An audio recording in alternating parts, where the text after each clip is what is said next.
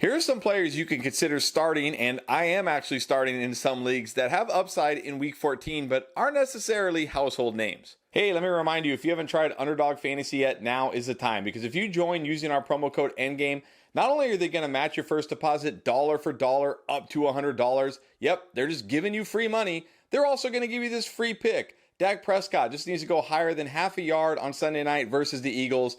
Take the higher on that, pair it with any other picks or picks you like, use the free money they give you, and potentially 20x it.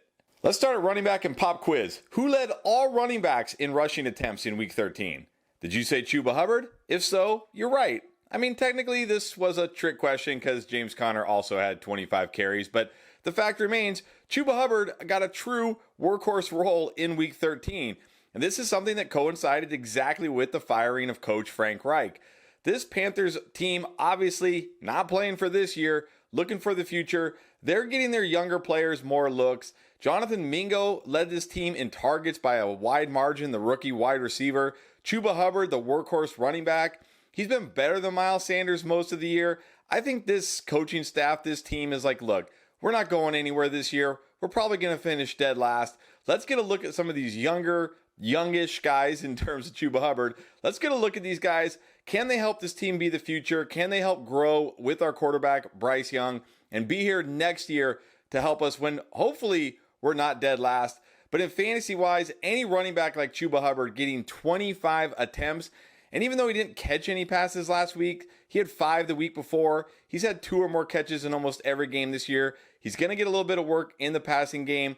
And it doesn't really matter that he's stuck on this terrible Panthers offense because, again, 25 carries, a couple catches, chances to score. In fantasy, volume matters. Speaking of young running backs, we have rookie Keaton Mitchell out in Baltimore. He has seen his snap share increase each of the last 4 weeks, and he had a season-high 11 touches in week 12 before the team went on their bye. Now look, 11 touches, that's nothing special, right? That's nothing that's going to get you excited. But this is the type of running back who doesn't need a ton of touches. This is a guy on any given touch has home run potential. And over the last 4 games, he's gone 15 yards per touch, 11 yards per touch, 4.5 yards per touch. And in week 12, he averaged 8.5 yards per touch. This guy can do damage on minimal touches. And you got to think, coming out of the bye, they're going to get him more involved. He's that explosive home run player that they don't have. And this is a good offense for running backs. We've seen it this year. You want a piece of this running game if you can get it.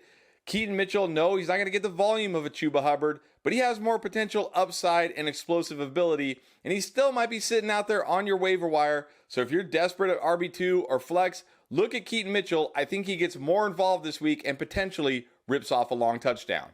Moving on to wide receiver, and it looks like the Joe Flacco-Elijah Moore connection made the trip from New York to Cleveland, because what did we see in week 13 with Joe Flacco starting? Elijah Moore had 12 targets, a 27% target share, and he led all wide receivers in air yards. That's because Joe Flacco isn't afraid to chuck it. Unlike Dorian Thompson-Robinson, PJ Walker, these dinker, dunker, safe kind of quarterbacks, Joe Flacco is out there just slinging it. Sure, may not always be accurate, but at least he's chucking it down the field and there's potential for big plays. The other nice thing you got to like about Elijah Moore this week is the matchup. Going against the Jaguars in Cleveland, so they get this home game against the Jaguars, allowing the 6th most points to wide receivers. We just saw what Jake Browning and this passing attack did to the Jaguars. This is a defense that is hard to run on, but gives up quite a bit through the air. And the other thing you got to really like for Elijah Moore's prospects in week 14 is Amari Cooper. Dealing with a concussion, still going through the protocol. We don't know if he's going to play yet, but if he doesn't, that will just boost Elijah Moore even more. But even if Cooper does play, I think this is still a great spot for Elijah Moore. He's got that connection with Joe Flacco. Joe Flacco, like I said, not afraid to chuck it. Big play potential here. Elijah Moore, a guy I feel very strong about as an upside wide receiver 3 or flex play this week. I also feel really good about Brandon Cooks as an upside wide receiver 3 or flex play. This Cowboys offense is rolling right now, and that's probably honestly an understatement. But when you look at this Cowboys offense at home, not only are they rolling, they're pretty much going scorched earth on the NFL. In their 6 games at home this year, they have scored 30, 38, 43, 49, 45, and 41 points. That is unreal. And now they get a Philadelphia defense that's reeling right now, and this secondary is allowing the most points to wide receivers. And Brandon Cooks over the last 3 Cowboys home games has 17 catches, 290 yards, and has scored a touchdown in every one of those games. There's no reason to think this game isn't going to be an absolute score fest, an absolute shootout. The Dallas defense didn't look as good last week. The Eagles defense doesn't look that good. Both these teams have high-powered offenses. You got to think this is going to be a shootout.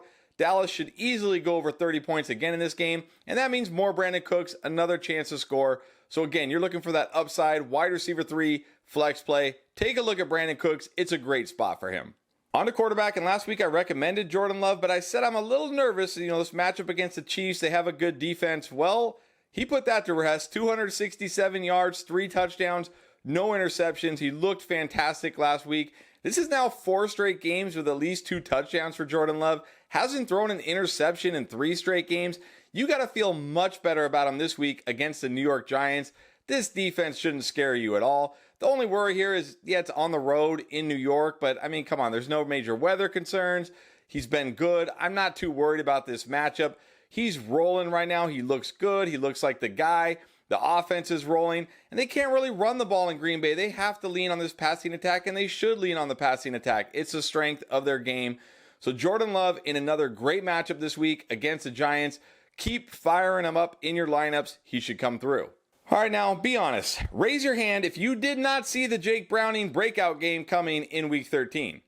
All right, if you're not raising your hands, you're lying. Nobody saw this coming. Look, every week there are surprising performances in the NFL, but Jake Browning throwing for 354 yards and a touchdown while also rushing for 22 yards and a touchdown had to be the most surprising performance of Week 13. We're talking about a quarterback who was undrafted in 2019 and only started 1 NFL game in his life. Going into Jacksonville, doing that was definitely impressive. Now he gets to go home against a Colts defense that, no, they're not terrible against the pass, but they're also not a shutdown pass defense either. He's got a good offensive coach. Jamar Chase doing Jamar Chase things. T. Higgins looks fully healthy. While I don't like Jake Browning as much as Jordan Love, if you're looking for a streaming option, he's probably sitting out there on your waiver wire. Take a look at him. He's in a good spot at home this week. He should have another nice game.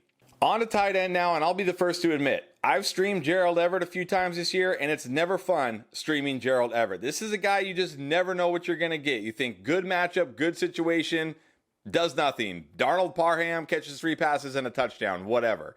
But this is another good spot for him against this Denver Broncos defense, allowing the most points to tight end. Plus, the Chargers are at home. You don't have to worry about the weather. They're in that dome in SoFi, the nice Southern California weather we got here.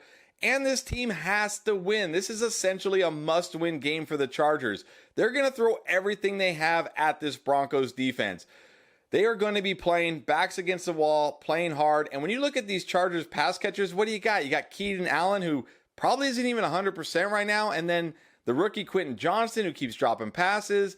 Jalen Guyton, Josh Palmer, still not back. Austin Eckler out of the backfield. They need Gerald Everett. This is certainly a week where Gerald Everett at least has touchdown upside, and he could potentially catch a handful of passes and get some decent yardage as well. So if you're desperate at tight end, you're streaming tight end, take a look at Gerald Everett, one of my favorite this week. Now, after Mark Andrews got hurt, everybody was quick to just say, Isaiah Likely, he's the Mark Andrews plug-and-play guy. And we kind of cautioned people well, hold on, I don't know if that's the case. And if you picked him up in Week 12, he was okay, but it wasn't great, right? But I think this week he could be great. Coming off the bye, facing this Rams defense that allows the 3rd most points to tight ends. Tight ends often have very good games against this defense, and if the Rams offense can continue to play well like we've seen the last few weeks where they've gone over 30 points, it's going to force the Ravens to throw the ball more than they would like to. Also, there could be a little bit of weather in play here. While it's looking like it won't be as bad as originally thought, there may be some light drizzle, a little bit of wind.